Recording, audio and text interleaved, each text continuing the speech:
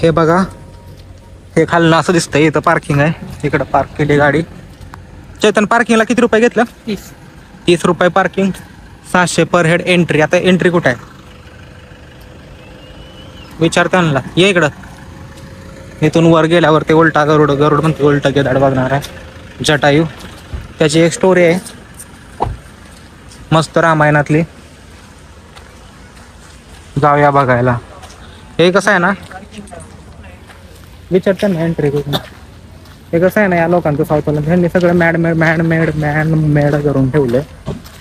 मंदिरं मॅनमेड, मूर्त्या मॅनमेड, हे असलं सगळं एकदम पर्यटन क्षेत्र बनवायसाठी काहीतरी केलं. बघून येतो मी किती पर्यटन बनतं तुम्हाला सांगते. मी तुम्हाला असं सगळं एक्सप्लेन करते कारण तुम्ही येऊ नका, मी आलो बादसाठी.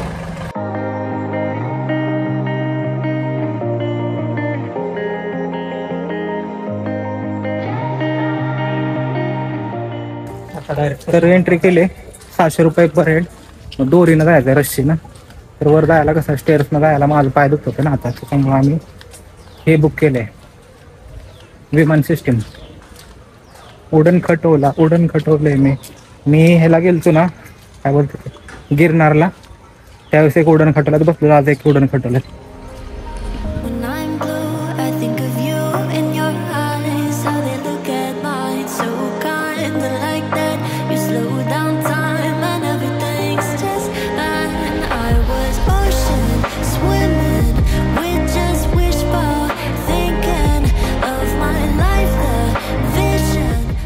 सो मी बरोबर गेस केलेलं, ते गुजरातचं उडण खटल आणि हे एकाच कंपनीला बनवलं. ते सगळे उडण खटल भारतातले यांनीच बनवले, तीच कंपनी सेम.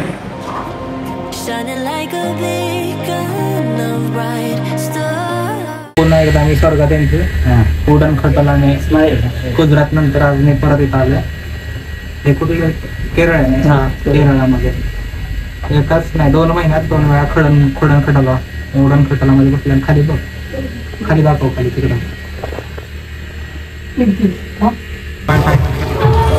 सो गाईज, हा आहे गिधाड उलट पडलेलं, जटायू. यानं सीतामाताची रक्षा केलेली. पण हे मला आधी वाटलं की पूर्ण एका दगडात कोरलेलं आहे, पण असं नाही, ह्याचं वेगवेगळं पार्ट बनवलं तर ते चिकटवलं आहे. आणि दिस इज मी ओमकार वल्ला रिपोर्टिंग फ्रॉम केरळा, जटायू अर्थ सेंटर. त्यांनी पृथ्वीला अर्थ सेंटर केलंय, अर्थ सेंटर केलं. There's a beauty in the way you lay, and the way your color fades. You stand out now with your imperfections. Oh, it was never meant to fall apart. It was not supposed to cause us harm. But these days all I do is wonder, is about another we could start again. In the pain there's something real. Oh, that anger so concealed. Still you're lost in how to feel. Just let me hold. तर मी तुम्हाला एक quick tour देतो या ठिकाणी. हे बघा, तिकडं काहीतरी माकडांचा विषय झालाय. ही माकडं नाही ते, सॉरी, ती कपल आहे. हे काहीतरी एक मंदिर आहे. हे आपले जटायू महाराज यांनी रक्षा केली होती सीतामातांची, तेव्हापासून यांनी वर टांगड्या केल्या. रावणाची आठवण काढतात वरची सारखं. इथनं केरळ हे काय, ही इकडं आहे ना, इकडं रावणाची लंका आहे, इथं आपलं जटायू महाराज. हे त्यांनी काय केलंय मला माहित नाही, कशासाठी केलंय, शो वगैरे असेल. असा क्विक टूर आहे. इथं म्युझियमचे 200 रुपये घेतलेत, पण इथं बंद आहे. कधी चालू नसतं अशा ठिकाणी, नुसतं म्हणायला असतं.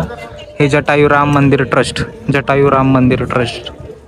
तिथं पण तिकीट आहे. हे पण कोण असतं अवतार असेल ना देवाचा कोणता तरी, तिकीट आहे. तिथं पण तिकीट आहे, इथं पण तिकीट आहे. हे उडण खटोला पण, आणि हे इस्कॉनवाल्यांचं आहे काहीतरी आहे ते. ओके. आणि इथं बरेच लोक आहेत, ते ज्यांना मी नाही ओळखत, ते मला नाही ओळखत, त्यामुळं मग मी काही बोलू शकतो. आणि बघा, आता मी तुम्हाला फायनल रिव्ह्यू देतो, तुम्ही तुमच्या रिस्कवर या. आधी सांगतो तुम्हाला एक अंडर रेटेड गोष्ट सांगतो. जे पूर्ण केरळ आहे ना, तर मी पूर्ण केरळ फिरलो आतापर्यंत, थोडंसं आहे.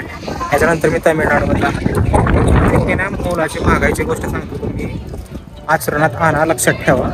हे जे केरळ आहे ना पूर्ण हे फक्त ड्रोन मधनं बघायसाठी बनले. त्यामुळे तुम्ही घरी बसून जरी ड्रोन शॉट बघितले ना तरी ते डोळ्याला चांगलं वाटतं इन्स्टेड ऑफ इथं येण्यापेक्षा. इथे तुम्हाला डोळ्याने थोडंसं चांगलं दिसेल पण ड्रोनने चांगलं दिसतं. आणि ते ड्रोनचं बघून आपण इकडे येतो तोंड वर करून. इथं तोंड वर करून यायची गोष्ट नाही, तोंड खाली करून आला पाहिजे पण ढगात न बघितलं पाहिजे. माझ्या डोळ्यांना तर सगळं चांगलं दिसतंय. तुम्ही तुमचं बघा. मी नाही असं म्हणत की मला काय वर्थ इट नाही वाटलं. Everything was worth it. तरी पण ड्रोननं चांगलं दिसलं असतं. माझ्या ब्लॉगमध्ये पण ड्रोनची शॉट असतं तुम्हाला चांगलं वाटतं. हे बघा फुटवेअर स्टँड 5 रुपये एंट्री तिकीट. हे काय म्हणते मागचं ह्यांचं काय चाललंय माहिती आहे का की ही शेत आहे याने वाचवायचा प्रयत्न केला पण हे रावण म्हणते. जाऊ द्या मी स्टोरी सांगितली असते पण उगाच परत मग मॅटर नको. कोण आहे ते काय मला माहिती नाही. ठीक आहे. त्याच्यामुळं लग्न झालं की ना कधी फिरायला यायचं नाही. हे बघा लग्नाच्या आधीच काय असेल ते फिरून द्यायची अशी गावडी करते ती येड्या. काही कसं रडते आल्यापासून लावलं आणि म्हणतंय घेऊ नको त्यांचं घेऊ नको. घेतलं आता काय तुम्हाला आवाज येत असला तर इकडे इकडं. ह्याचं काय म्हणणं आहे माहिती आहे का की रावण इकडून का आलता. माझं काय म्हणणं आहे की रावण आलता त्याला NH-66 जायचं होतं पण त्यावेळेस गडकरी नव्हतं त्यामुळे बांधकाम नव्हतं. त्याच्यामध्ये डोंगरावर मॅटर झालं बाकी काही नाही विषय. आणि आता कसं काय असेल तर खरंच आहे म्हणायचं कारण झालंय म्हणून ठेवायचं आहे ना आपलं काय म्हणून सांभाळायचं. हे बघा आता एवढं 600 रुपये दिलं तर जवळ नेऊन बघतो मी तुम्हाला धावतो हात लावून दाखवतो. हे बघा काय तुम्ही तर येऊ शकणार नाही येऊ पण नका. खालच्या लोकांना माहिती नाही त्यामुळे तेवढी फी घेतली. हे बघा हे आणि ह्याच्यात म्युझियम पण आहे पण ते बंद आहे. हे बघा माहिती असतं म्युझियम बंद आहे तर 100 रुपये घेतलं असतं. ओके. ह्याच्यापेक्षा उंच उंच डोंगर घेतल्यामुळे आता हे असलं डोंगर घ्यायची माझ्या अजिबात इच्छा नाही. हा जो डोंगर दिसतोय का हा तिथं अजून 4-5 वर्षानंतर एखादा पक्षी उलटा पडला का नाही तिकडं पण एक बनू शकते असलं सेंटर अर्थ सेंटर. पण ते पक्ष्याचा शोध अजून लागला नाही. एखादी स्टोरी मॅच होईना झाली इथल्या लोकांना त्यामुळे राहिले. 65 एकर जमीन हे पुतळा बनवायसाठी घेतली. चाहते तो इतर हॉस्पिटल बी बनवू शकतो त्या डोंगरावर. एक शाळा बनवू शकली असते डोंगरावर तिथं पोरं आले असते. त्या पोरांनी त्यांच्या पोरांना स्टोरी सांगितली असते की आम्ही 800 पायऱ्यावर चढून हॉस्पिटलला जायचो 800 पायऱ्यावर चढून शाळेत यायचो. पण नाही ह्यांना हे उलटा पक्षी बनवायचा होता. आणि नाही म्हणजे मला एक कळत नाही की ह्याच्यात पण लोकांना भक्ती येते नाही येते तर चांगली गोष्ट. तुम्हाला खरं सांगतो माझं वाईट वाटलं ह्याच्याकडे बघून भक्ती येईना झाली म्हणून इकडं रामाचं मंदिर बांधायला लागलं. म्हणजे हे कोणाचं आहे मला माहीत नाही. रामाचं मंदिर आहे का हे इस्कॉननं बांधलं हे. म्हणजे बघा तुम्ही किती मोठा खेळ आहे. कसं आहे ना आता हे सगळं ऐकून कोण जर ऑफेंड झालं ऑफेंड तर मी तरी कधी कॉन्ट्रोवर्सीमध्ये यायचो. ऑफेंड नाही झाल्याशिवाय लोकांनी इकडचा जो तो लाल झेंडाचा पक्ष आहे ना वेळा तो मीच महाराष्ट्रात गेलो ना CPIM कंसात.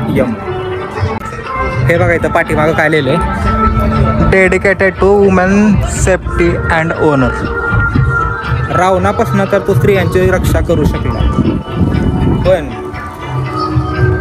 आजकालच्या ह्या पिढीपासून तो स्त्रियांची रक्षा करू शकतो. खरं लाजतोय. हे बघा मग माझी भक्ती का खरी आहे सांगतो. माझी आता मला तुम्ही सांगा ज्यावेळेस रावणाला ह्यानं मारलेलं म्हणजे वाचवायचा प्रयत्न केला त्यावेळेस त्याच्या पोटात हे असेल का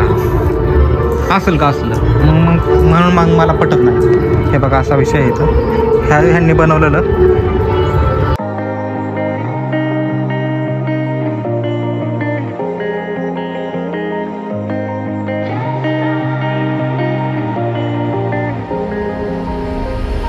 When I'm blue, I think of you in your eyes. How they look at mine, so kind like that. You slow down time and everything's just.